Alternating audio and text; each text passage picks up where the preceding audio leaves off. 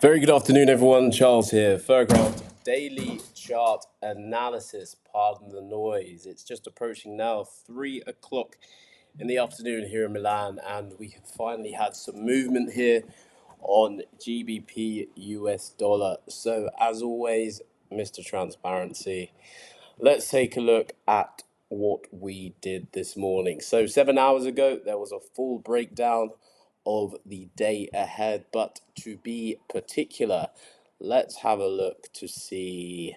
Let's go for the DXY first and foremost. 8 hours ago. So we recognized that most importantly on the DXY, we were in a 4-hour range. So if I were to look to trade that DXY, I want to be taking a long position from as low as I possibly can, and counter to that in terms of a confluence trade, GBP US dollar shorts, I want to be taking a short from as high as possible as well. So if I was going to look to take a long position in that range on the DXY, I'll be around here, around previous daily lows. We had that order block intact there on the DXY. So let's take a look at up-to-date charts to see how that looked this morning. So the DXY, what did we have? We had this 15-minute order block, which price did not come back to. And as you can see, judging by my drawing, it's still there, expecting price to come back down to that area, and off we go. However, with that said, what did we have?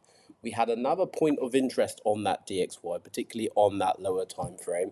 And now if I superimpose that range, you can see exactly what we had. So price didn't come all the way down to the lows, but it's all about reacting if we see signs of that pressure coming in. So the DXY seemingly holding, in my opinion, in my analysis, holding in an area of interest. So off to GU. What do we have on GU? Well, we have much of the same on GU in terms of that internal 4-hour range. Again, if I was to look to trade a range, I need to be shorting from as high as I possibly can in relation to now what we see here on GU. Now, as I have superimposed that 4-hour box onto, or from the 4-hour time frame onto the 15, you can see that I was doing just that. So it had one attempt this morning as price came in to that 15-minute order block. That was most certainly still available. However, price didn't go as high as I would have liked it to. Therefore, I needed to see some confirmation. That confirmation came for me by way of lower time frame break of structure, as I'm sure you can just about view 1-minute boss in there. So as price went away and came back, I took that trading position.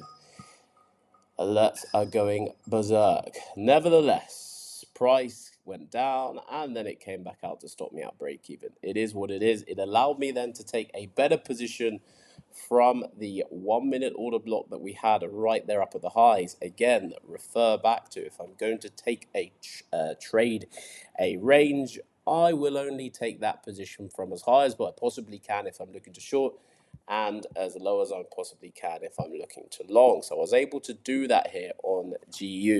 So not just the fact that the DXY was seemingly supporting that, we also had to recognize the type of position and the entry criteria that we had here in terms of setup.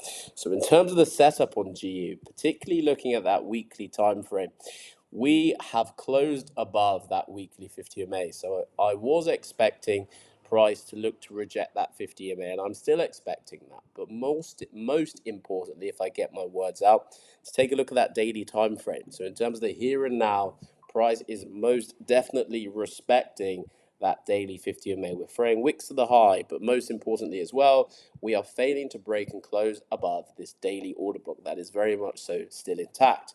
Now, my job as an intraday trader, I need to see how quickly I need to be in that position and how quickly I need to be out of that position. Now, what you can see here is price is now broken up, or previously broken above that 4-hour 50 MA. Price closed above by way of this bullish engulfing candle. We then remained above that 4-hour 50 MA. So I have just managed my position already on GU, expecting a potential rejection from and around that 4-hour 50 MA. Why? Well, statistics and the history, I should say, shows me that there could well be a rejection based on the fact Most recent 4-hour candles have dipped down into that 4-hour 50 MA and, of course, rejected it then towards the upside. So I think the smartest thing that I could possibly do right now is manage that position. And I have done. I've reduced 75% of that position out of the market back into my pockets, and I have only 25% running on that trade. Nevertheless, those 25%, if it does reach full potential on the target, it's certainly going to make up. We can buy some orange juice, no doubt. Right, so where are we at the here and now? So that's the position, to be quite honest. Expecting price to want to come down to that weekly 50 MA, and for the end of the week, particularly Thursday, Friday, look to reject those higher time frame 50 EMAs for a push towards the opposite direction. However, with that said, the DXY, overwhelmingly, I am expecting price to want to push higher and potentially make that higher high. Looking at that daily time frame, it's almost magical on the DXY. Higher high, higher low. We're above that daily 50 MA, higher high, back in towards that daily 50 MA for that rejection, as we're seeing here from that daily order block. And let's see if we'll remain and close above that weekly 50 MA. So that's given me all the incentive, weekly 50 MA for the week, that is, by the close of business on Friday. So we have, what's that, 2 days and 9 hours remaining for that closure to occur, but expecting that nonetheless. So again, that is definitely a reason why I am reluctant to fully close out my position, although I fixate a lot on the 50 EMAs, whether I am onside or offside those EMAs when I'm trading a position. That, in my opinion, is a great confluence to add to your trading arsenal when you're in the market. So first target was Asia range alongside that 4-hour 50 EMA. Here, admittedly, my range was not something I was happy with as a result of really needing to have a stop loss here. And to be honest, this first position, the stop loss wasn't great. I was able just about, I mean, I definitely would have, I'm trusting my analysis, to be quite honest, and it's as simple as that. I mean, if I was to trust it even better, then I should have brought the stop loss slightly further down. But nevertheless, if price was to fill Asia, I definitely would have been stopped out. And if price did want to fill these Asia highs to the left here, then I most certainly would have been stopped out also. But as a result of using that DXY as confluence, I think EU also was a great confluence for taking that position, as well as AU it most certainly was, in terms of price coming down and respecting that 4-hour trend. So I'm expecting much of the same on GU towards the downside at the moment, but nevertheless, what we can see here is price is most certainly going to come under a little bit of strain as it approaches that 4-hour 50 MA. I think that's only natural to expect that. But in terms of what EMA is going to trump another, well, the daily 50 MA is most certainly doing the job at keeping price down, and then the 4-hour 50 MA hopefully would be a bit of a short-term hold up, bit of rejection, most certainly a pull back up into some areas of imbalance before then looking for, I hope, the continued short on GU coming into tomorrow and Friday. So thank you very much, everyone, for, again, I'm doing it a lot, your support across all of the channels. And of course, watching the videos, I do appreciate them. I hope they do help you in some way or another. So again, just for a bit of emphasis this morning, where were we on GU? So that was, we've gone over the DXY, and then GU, where were we? 8 hours ago, GU, potential favorite of the day. So really, it's just sticking to the bias that you have when you wake up in the morning. I didn't have that 15-minute order block on, and to be honest, the higher probable position, if I go back to the charts for us to have a look, would be for price, in fact, to actually close below that 4-hour 50 MA on the 4-hour time frame. Then what we'd have is clear breaks of structure on this 15 as well. That would look something along these lines. And then once you've got that closure below, you expect the next candle to want to retrace back into those areas of imbalance before that continuation. So in sooner rather than better, but nevertheless, the setup, once married with the DXY confluence and simply trusting the analysis, that is the end result. So what do we have next up in the market? So that was GU 8 hours ago. What else do we have potentially in the markets today?